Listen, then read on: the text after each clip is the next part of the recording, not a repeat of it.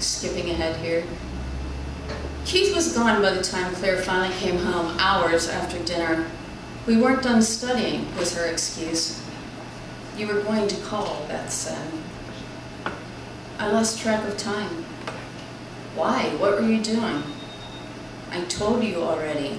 Claire banged shut the refrigerator door, ending her search for food. What do you want me to say? We were drunk, we were high, too loaded to look at our watches. Would that make you happy? Cancel happiness, Claire. Oh, that's right, I forgot. No happiness allowed. Claire stormed out of the kitchen toward the stairs. She stopped abruptly, shouted, "The jerk forgot his toy." Keith's Frisbee sailed into the kitchen and got Beth in the chest.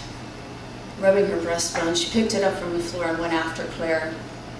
It's not a toy, it's mine, and you hit me with it. Claire stopped and whirled around. Yours? Right.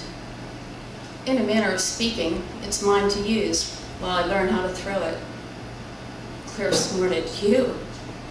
What's so funny? I'm going to take lessons. Lessons? Claire sat on the step and laughed.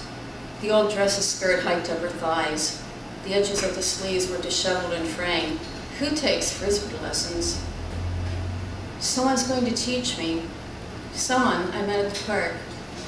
Claire stopped laughing. Her face looked stricken. You were at the park. Ellen said she thought she saw you talking to Hector Brown at the park. I didn't believe her. You were talking to Hector. Then it dawned on Claire. It's Hector, isn't it? Isn't that who you mean? Claire, if it's that upsetting to you when he calls, Mother, Claire's voice was full of panic. You didn't give him our phone number. Claire, Mother, how could you give our phone number to him? Everyone will know you're my mother. How could you? How could I have known, Claire? Anything. I was just, it made me happy that he offered to teach me. Happy? Happy? Claire's voice bordered on hysteria. What about me? What about making me happy? She dropped her head into her hands. Beth went out onto the back porch. It was dark, but warm enough. A person couldn't play Frisbee alone, but she could practice throwing it. She looked back at Claire, who hadn't moved. What would make you happy, Claire? She thought. Tell me and I will do it. Outside, the grass was slick underfoot. A quarter moon hung in the thick soup of sky. The power lines were obscured in the dark. You could be anywhere. The park, anywhere. Behind Beth, the door opened. Let me teach you, Claire said, in a quiet voice. She'd been crying. Don't humiliate me, she said. Beth turned to face Claire. So teach me, then. She ran a few steps, positioned the Frisbee in her hand, and threw it. It wheeled across the lawn. Claire got it and, move out, she commanded. Beth trotted across the lawn. Run, don't prance, Claire shouted. It's slippery. Don't whine. Here, catch.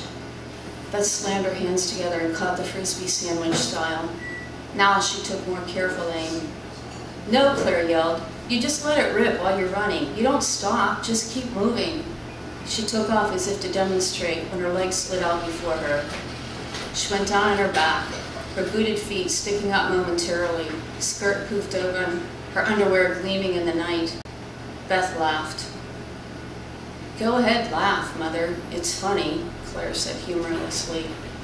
She lay on the wet ground and didn't move. Claire, oh honey, you're hurt? Beth began toward her, and then her right foot skidded away from her. She landed in an awkward split near Claire. Oof. Claire laughed. You should see yourself. Beth rolled painfully onto her back, wet knees stinging.